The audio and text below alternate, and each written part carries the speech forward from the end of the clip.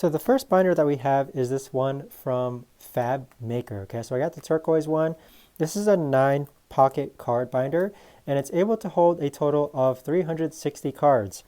Right off the bat, the front panel that you see right over here, it's pretty sturdy, okay? It doesn't bend into the cards itself. I mean, it's quite sturdy. I wouldn't say it's the sturdiest, but if you can hear me knocking on that, you can basically hear that it is a sturdy front portion and a sturdy back portion.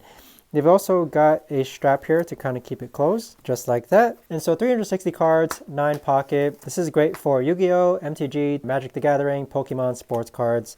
But as far as actually adding cards in, we have the side loader right over here. And so this is what it looks like. And we're going to be using Pokemon cards for our demonstration here. And so it fits in just like that, all right? And so I have no complaints as far as like the visibility of the cards go, but if you insert it just like that, what I do appreciate is that you can see on this side here, it's a side loader from the left side so that the cards actually don't fall out towards the right, which is pretty useful. But not much to say. I mean, with this card binder, this is the first one that I've actually used, so nothing really more so to compare it to. By flipping through the pages, they feel pretty smooth. I can imagine that the reams that you see right over here aren't so close to the edge where it would actually damage the sides of the cards, which is good. But yeah, just keep in mind though that if you are interested in this binder, it is a max of 360 cards. And with the strap and the front being pretty sturdy, not a bad binder, I must say, from Fabmaker.